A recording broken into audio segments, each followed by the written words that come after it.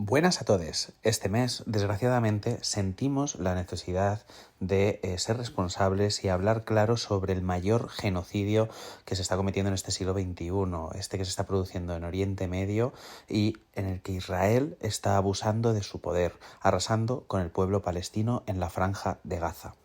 Hablamos de más de 35.386 muertos. Esto sin tener en cuenta las víctimas no registradas en hospitales o que simplemente han desaparecido. También hablamos de más de 2.300 niños que han sido víctimas de una guerra que lleva activa desde el 7 de octubre desde el 2023. Históricamente es un conflicto enquistado y que los actores internacionales realmente no quieren mirar, bien por claras motivaciones económicas o intereses de poder. Hoy, en Ojo al Lunes, Palestina se desangra.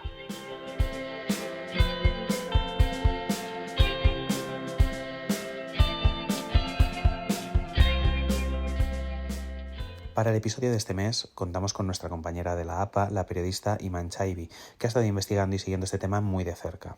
Antes de acercarnos de su mano a esta realidad de la que obviamente se está hablando mucho, pero de la que poco se conoce, quiero aprovechar para agradecer una vez más vuestra fidelidad y apoyo escuchando y siguiendo Ojo al Lunes, el podcast para la Asociación de Periodistas de la provincia de Alicante.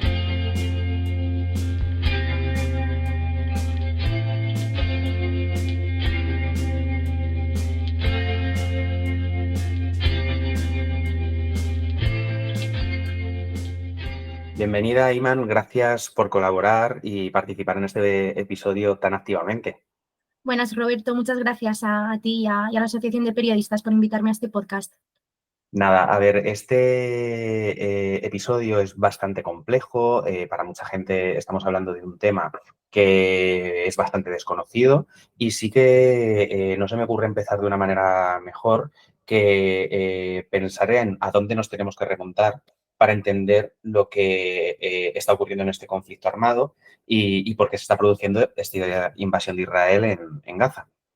Sí, es importante saber cuál es el origen y aclarar que no se debe solamente a un conflicto religioso, porque nos tenemos que remontar al siglo XIX, cuando Palestina formaba parte del Imperio Otomano y se iniciaba la Primera Liga, es decir, la inmigración judía producida entre 1881 y 1903. Entonces surge una nueva corriente, ¿no?, de Theodor Herzl, un periodista y activista, que comenzó a expandir el sionismo, que era un movimiento político que buscaba crear un Estado judío en los territorios palestinos. Más tarde, en 1917, en plena Primera Guerra Mundial, Arthur Balfour, quien era el ministro de Asuntos Exteriores de Reino Unido entonces, escribió la Declaración de Balfour en la que hacía referencia a la necesidad de implantar un hogar nacional judío, y claramente el 90% de la población palestina no estaba de acuerdo con esta iniciativa porque implicaba pues arrebatarles lo que era su tierra, su cultura y todo.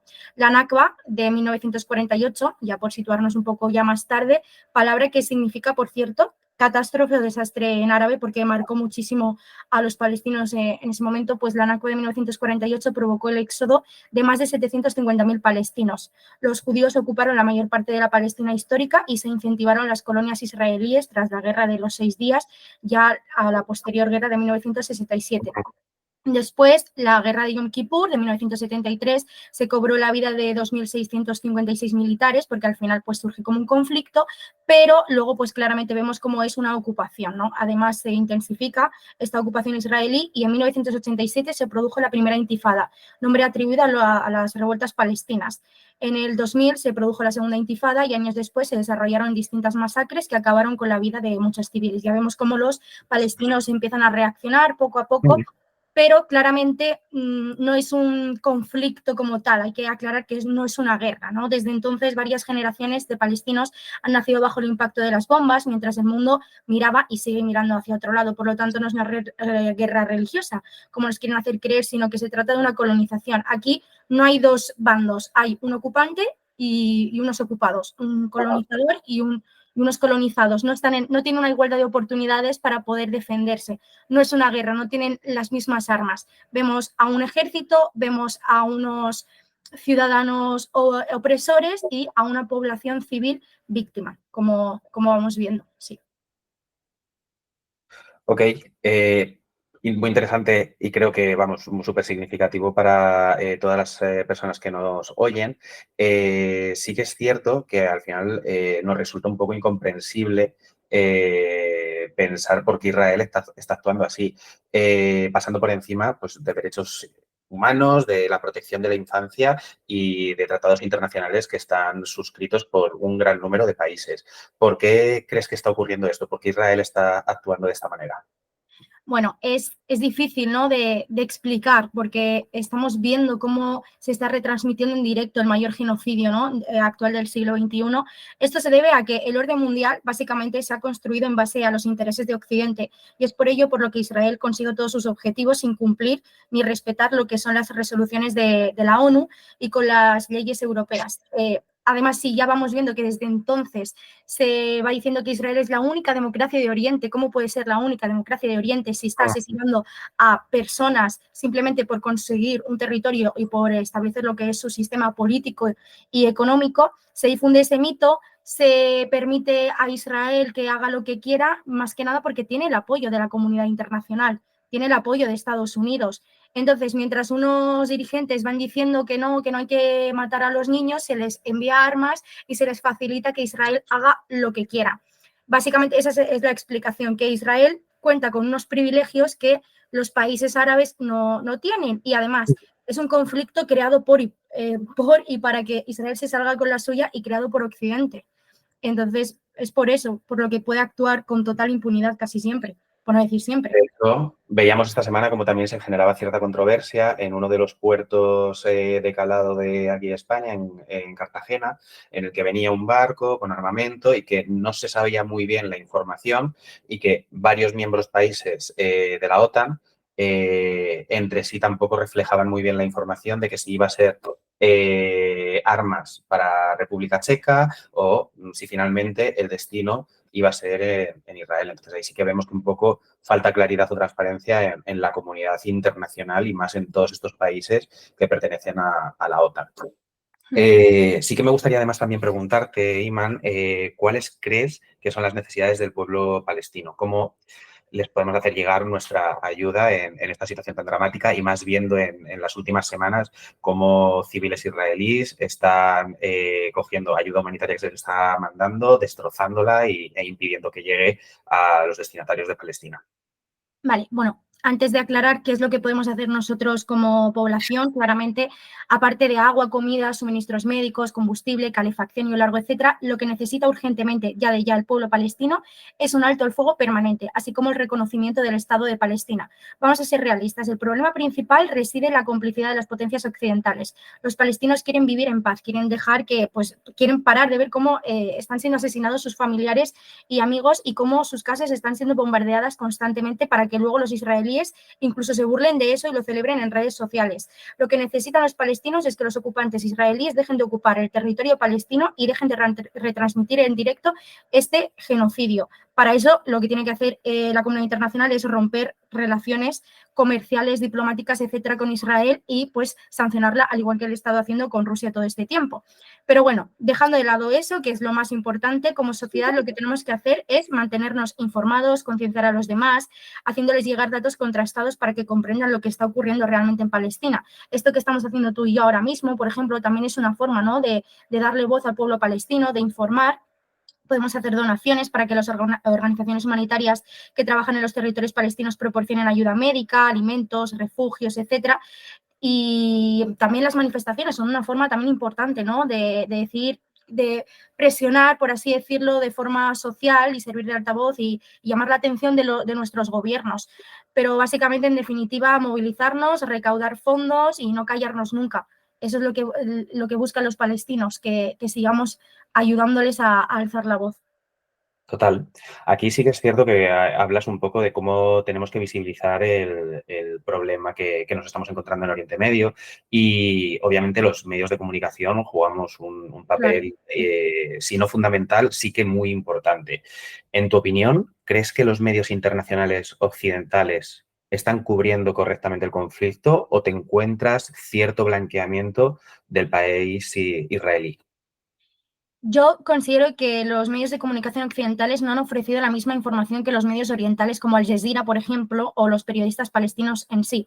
Está claro que el contexto y los intereses de cada medio influyen en la difusión de las imágenes y los datos, pero esto no debe justificar la mala praxis de dichos medios a la hora de informar sobre el conflicto palestino-israelí. Sí que ha habido cierto blanqueamiento de Israel por parte de los medios, sobre todo los occidentales y de los países más cercanos a nosotros. Por ejemplo, pues además de, básicamente, hay que tener en cuenta que al igual que van evolucionando los discursos políticos, también evoluciona la cobertura mediática.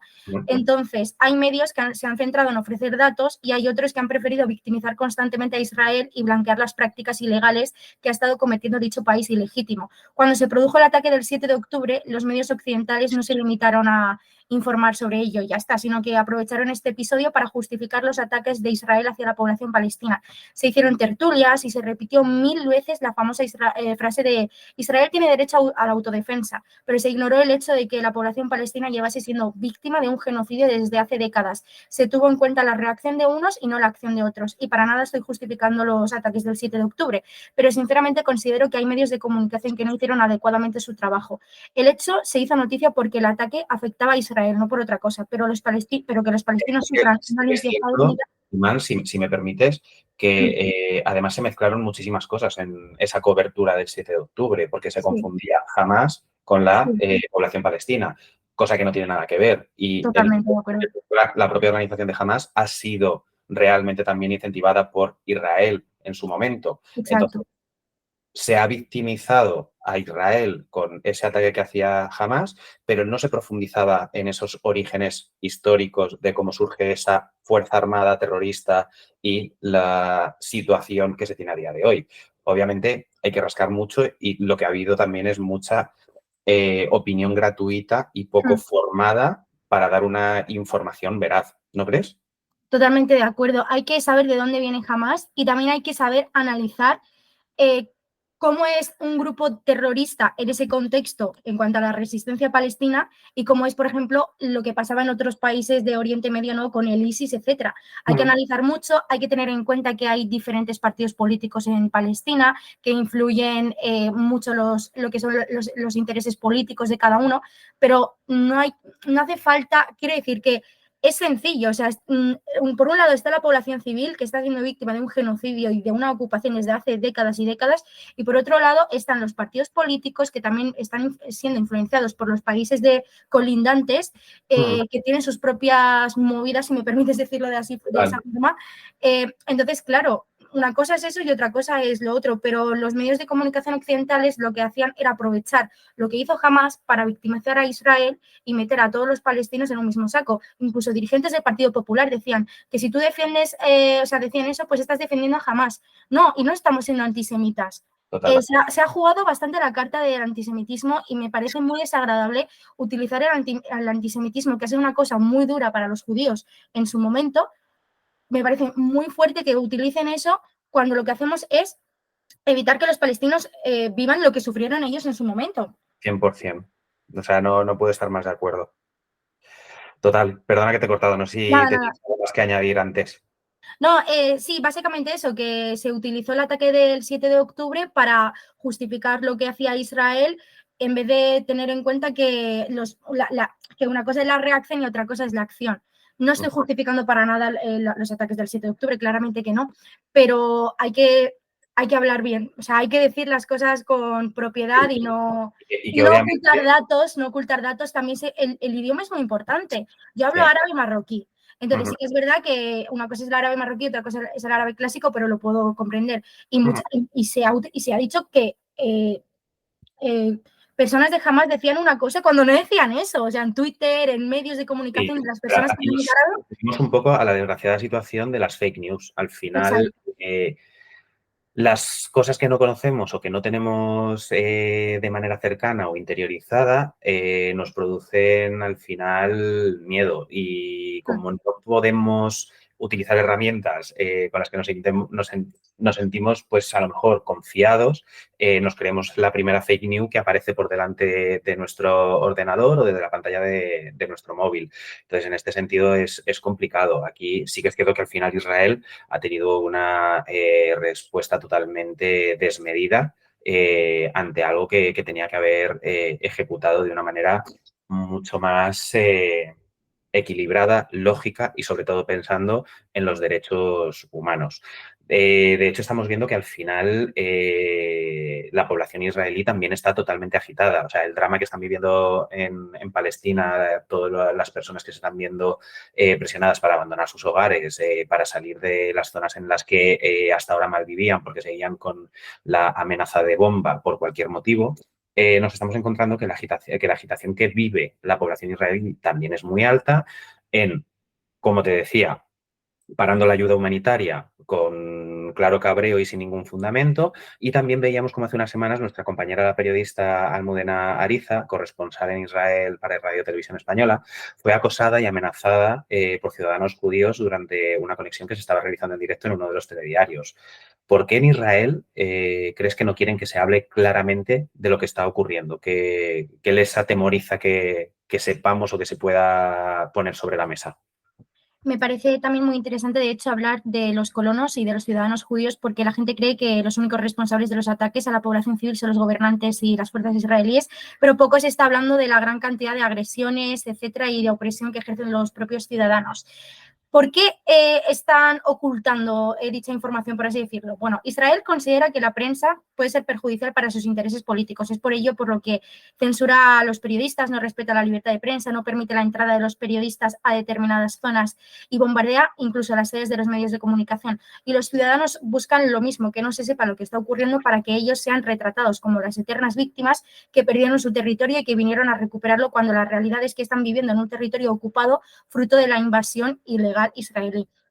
Por cierto, un dato importante, esto es lo que, bueno, un dato más, un discurso que leí en su momento. Esto es lo que decía el ex primer ministro israelí Yair Lapid el 19 de octubre de 2023 contra la prensa extranjera. La que has mencionado nuestra compañera, pues él decía, si los medios internacionales son objetivos, sirven a Hamás. Si lo muestran, o sea, si muestran los dos lados, sirven a Hamás. Los medios no pueden decir que cuentan los dos lados de la historia. Si lo haces, estás sacando solo uno, el de Hamás. Es un discurso muy peligroso con el que deja claro que lo que quieren es que se defienda a Israel y solo se hable de ellos como ellos quieren. Y los ciudadanos que apoyan la ocupación piensan lo mismo. Por eso nuestra compañera Almudena fue acosada aquel día, para que no se saque la información tal y como ella pues le estaba diciendo. Si el ex primer ministro israelí piensa eso, muchos dirigentes de los que se codea él o se codeaba también piensan eso. Al final, ¿cómo quieren que informemos? Solo quieren que informemos de una forma que les pueda beneficiar a ellos. Sí, y esto es una ola que estamos viendo muy replicada en Estados Unidos con Trump, en la extrema derecha en Europa, etcétera. Entonces, desgraciadamente, aquí hay una presión hacia los medios para no posibilitarles que cuenten las cosas tal y como son. En Estados Unidos, de hecho, que es un gran aliado histórico, como venimos diciendo durante todo este episodio de Israel, han empezado las protestas pro-Palestina en las principales universidades del país. ¿Por qué se les está silenciando? ¿Por qué se les quiere silenciar a todos estos estudiantes desde el gobierno estadounidense? Bueno, para entender por qué se les quiere silenciar hay que analizar primero qué impacto podrían tener estas protestas y acampadas en las elecciones. Las universidades en Estados Unidos son parte de la vida social y política desde hace décadas y ahora los jóvenes creen que Biden no es lo suficientemente duro con Netanyahu, los jóvenes que están concienciados sobre lo que está pasando en Palestina, claramente. Mediante estas protestas piden un alto el fuego, por ejemplo, denuncian la posición de la administración Biden y solicitan el fin de las inversiones en universidades israelíes, así como el rechazo de las donaciones israelíes en cuanto a las relaciones académicas con Estados Unidos. La mayoría de los estadounidenses está en contra de Netanyahu y cree que Biden está gestionando, de la mayoría de los jóvenes universitarios, quiero decir, cree que Biden está gestionando mal la guerra y un tercio de los votantes demócratas cree que Biden debe ser más duro con Netanyahu. A Estados Unidos le importa mucho la opinión pública. Los políticos reaccionan ante ella, al igual que lo hacen los ciudadanos con las protestas. Básicamente se les quiere silenciar para que los estadounidenses sigan viviendo en la ignorancia y se reduzca la presencia de los manifestantes en las calles. En noviembre se llevarán a cabo las elecciones y tras ver datos ajustados, el hecho de que una parte de los jóvenes demócratas no vayan a votar debido a la gestión de Biden del conflicto palestino-israelí es un problema para el partido. De hecho, a esto se le suman terceros partidos como los pro-Putin y que los republicanos reaccionan negativamente ante estas protestas, ridiculizando a los jóvenes. Por lo tanto, les interesa detener y callar a los jóvenes para que las protestas no influyan en la imagen de la Casa Blanca y no impacten en las futuras elecciones. Por eso vemos constantemente detenciones, las imágenes que se están viralizando de palestinos con el pañuelo sonriendo, con las esposas puestas después de cada acampada o movilización en Estados Unidos. Total. Algo similar también ha ocurrido aquí en Europa durante las últimas semanas con motivo del Festival de Eurovisión. No sé si lo has podido seguir, pero bueno, al final estaba la cantante Eden Golan, que obviamente recibió abucheos durante su actuación y la organización del festival llegó a blanquear esos abucheos metiendo aplausos enlatados, que es como una técnica de artificio para tratar que no se llegase al telespectador con esos abucheos y parecer que había gente que sí que estaba apoyando la participación de Israel en el festival. ¿Crees que la organización del festival y obviamente el organismo de radiotelevisión europea no le da importancia a Palestina porque no está reconocido como país? Bueno, esto que voy a decir es más mi opinión personal y yo considero que a la organización no le importa Palestina porque son los otros y no son blancos ni tienen los ojos azules. Quiero decir, al final sí que es verdad que hay unos parámetros que hay que seguir, pero todo tiene que ver con cómo está dirigido el orden mundial desde Europa. Sí, claro, Eurovisión nunca fue un festival apolítico y si en algún momento lo fue, entonces dejó de serlo hace muchos años. Israel quedó en tercera posición el año pasado, ganó en 2018 y lo celebró en Tel Aviv en 2019, si no recuerdo mal, etcétera, etcétera. Y pues Rusia, sin embargo, fue expulsada en 2022 por su invasión en Ucrania tras haber participado 23 veces en el certamen y Ucrania ganó el festival. Según la organización del festival, siguiendo un poco la polémica, lo que hizo para justificar el tema de que no se expulsara a Israel este año es que la televisión rusa incumplía en su momento las obligaciones que todo servicio público debe salvaguardar. No obstante, aseguran que la televisión pública israelí no ha incumplido ningún requisito porque su relación con el gobierno es diferente y, según los organizadores, se trata de un concurso de televisiones públicas y no de países, por lo que supuestamente no tenían motivos suficientes para expulsar a Israel. Para mí son excusas y lo han demostrado con estos aplausos enlatados. Al final querían como tapar un poco la imagen, etcétera, etcétera. Y de todas formas, Israel sigue participando en foros económicos, culturales, deportivos y científicos pese a todo. Entonces, yo creo que simplemente no se le está dando la importancia que se merece Palestina.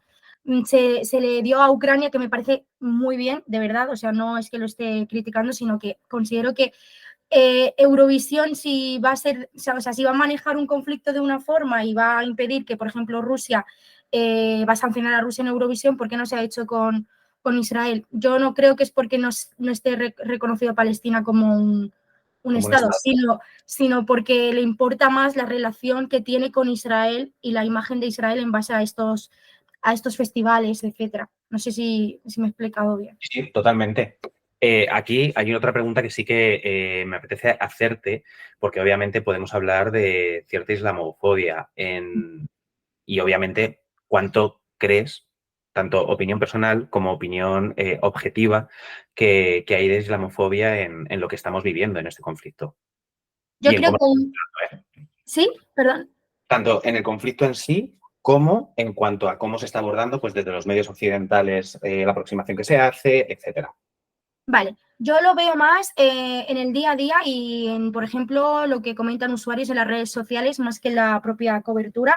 En coberturas mediáticas veo más racismo que otra cosa por el tema de pues con la excusa de pues la proximidad, ¿no? Que sabemos el tema lo sabemos nosotros los periodistas y tal, pero no es por eso. Yo considero que no se le está dando la importancia suficiente. Entonces, considero que sí que hay mucha islamofobia, aunque haya palestinos cristianos, que hay gente que se olvida de que hay palestinos cristianos, la mayoría de la población es musulmana y por ello hay medios de comunicación que retratan el conflicto de manera sesgada y estereotipada.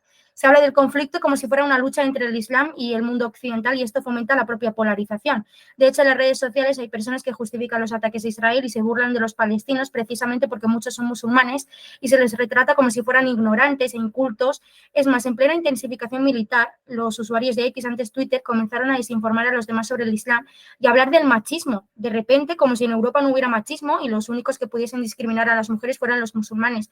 Esto también es parte de la islamofobia, el ignorar que hay personas que están siendo asesinadas para empezar a hablar de pues lo supuestamente machista que es una cultura u otra o una religión u otra. O sea, estamos polarizando, estereotipando y olvidándonos de una cosa u otra y no dándole importancia a la vida de los palestinos. Aparte de islamofobia, creo que lo que más hay es racismo. El racismo también para mí es que no para la opinión pública, los ciudadanos y los medios, no sea igual de importante una vida que otra. Que de personas que no sean de etnia blanca, pues no se le dé como la misma cobertura. Entonces, para mí, todo esto se debe a la islamofobia en cuanto a la forma estereotipada y sesgada que están dando los medios y también el tema del racismo, que no se le dé importancia a las vidas de quienes no son occidentales, básicamente. Sí, total. Es lo de plantear siempre que hay ciudadanos de segunda, de primera y también de tercera. Exacto. Totalmente. Por último, me gustaría hablar contigo sobre unas declaraciones que vi hace unas semanas de Jack Lang, que es pues bueno, uno de los que fuera ministro de Cultura durante la presidencia de Mitterrand en Francia y actualmente es el director del Instituto del Mundo Árabe, el IMA, que ha renovado por cuarta vez como director y manifestó en el País Semanal hace unas semanas que los países árabes han abandonado a Palestina, incluso aquellos países que durante años habían dado signos de que apoyaban a Palestina de manera muy entusiasta. ¿Qué crees que hay de verdad en estas declaraciones? ¿O por qué no hay una movilización de países árabes en contra de Israel? Porque si no recuerdo mal, por ejemplo, Sudáfrica ha sido el único país que realmente ha apelado al Tribunal Internacional de Justicia por los crímenes de guerra que está llevando a cabo Israel. Sí, está claro que hay una falta de movilización por parte de los países árabes y hay que analizar el porqué. Para empezar, muchos países árabes firmaron acuerdos de paz y normalización con Israel durante las últimas décadas.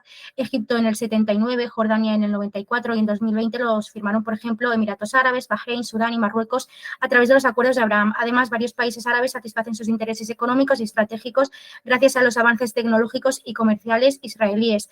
Y no olvidemos que las tensiones entre Irán y los países del Golfo han reconstruido la configuración de Oriente Medio, ya que para algunos países árabes Irán es una amenaza más que el propio Israel. Vemos también el contraste y el choque entre diferentes corrientes islámicas y políticas, ya que en países de Oriente pues el Islam está dentro de las propias instituciones, ¿no? Y más allá del cambio en las prioridades regionales, debemos tener en cuenta que las divisiones internas en el mundo árabe también influyen e impiden que se lleve a cabo una movilización conjunta contra Israel y un posicionamiento activo. Existen disputas y conflictos como los de Siria, Yemen y Libia, etcétera, etcétera. Además, Estados Unidos ejerce una gran presión internacional y diplomática sobre estos países. No olvidemos la gran presencia de Estados Unidos en Oriente Medio, que es quien, pues al final, fomenta todo el caos, ¿no? Y la dependencia de muchos estados árabes de la ayuda militar y económica estadounidense también influye en sus decisiones diplomáticas. Y, por cierto, también hay una falta de consenso entre estos países porque cada estado o partido político tiene una ideología y estrategia diferente. O sea, por mucho que estén todos en Oriente Medio, cada uno tiene su corriente islámica, sus intereses, etcétera. Pero también recalco que, de todas formas, es injusto atribuirlo todo esto a la falta de intervención de los países árabes cuando los responsables de crear este conflicto y criar a un Estado genocida en Oriente Medio son las propias potencias occidentales. No estoy justificando la falta de movilización de los medios árabes, o sea, de los gobiernos árabes, perdón, y destaco la palabra gobiernos porque la población civil árabe y o musulmana ha demostrado ser muy reivindicativa, revolucionaria y pro-palestina. Pero a lo que quiero llegar es a que no podemos responsabilizar a los países árabes de un conflicto creado por Occidente, un problema del que se benefician Estados Unidos y Europa desde hace décadas, toda la comunidad internacional. Por cierto, así ha valorado Raquel Martí, la directora ejecutiva de la UNRWA en España, la doble moral de Occidente y el hecho de que no se haya aplicado la resolución del Tribunal de Justicia, que me habías hablado tú de Sudáfrica, y también no se ha facilitado la página web en la que se recaudan fondos para que la UNRWA pueda desarrollar su labor en Oriente Medio. La escuchamos. Realmente no se puede entender cómo los líderes internacionales siguen mirando para otro lado sin hacer nada, incluso con un dictamen de la Corte Internacional de Justicia que dice que Israel debe de prevenir todos los actos que puedan causar genocidio y que se tiene que aumentar la ayuda humanitaria en Gaza. Y la respuesta de la comunidad internacional es retirar la ayuda a UNRWA, la agencia que está llevando a cabo toda la distribución y entrada de ayuda humanitaria en Gaza y que tiene acogida en sus instalaciones a 1.700.000 personas. La ciudadanía se está volcando con nosotros, estamos recibiendo muchísimo apoyo, llamadas constantemente de la población, gente que tiene iniciativas de recaudar fondos para nosotros, organizaciones de base que están haciendo conciertos, lectura de poesía, cualquier actividad que ellos creen que puedan recaudar fondos. fondos para destinarlos a UNRWA. Estamos teniendo una avalancha de solidaridad que quiero agradecer desde aquí y también decir que si quieren colaborar, los oyentes que nos están escuchando, en www.ayudagaza.com pueden hacerlo. Muchísimas gracias. Perfecto, Iman. Creo que ha quedado clarísimo. Creo que tenemos de una manera como muy sintetizada, muy en profundidad, qué está pasando en Oriente Medio, el drama que está viviendo Palestina y que el titular que damos en este episodio de Palestina se desangra no es un título elegido al azar. No es tendencioso ni busca la escucha rápida. Realmente Palestina se está desangrando con el genocidio que se está viviendo y te agradezco enormemente tu labor de investigación que has hecho durante estos meses para poder llevar a cabo este episodio. Muchas gracias a ti por dejarme participar e investigar y hablar de este tema que me parece muy importante hablar siempre que se pueda de ello para visibilizar lo que está sufriendo el pueblo palestino. Perfecto. Nos despedimos de Ojo al Lunes por este mes. Volvemos el mes que viene. Estad atentos a nuestras redes sociales y pronto tendréis un nuevo tema más.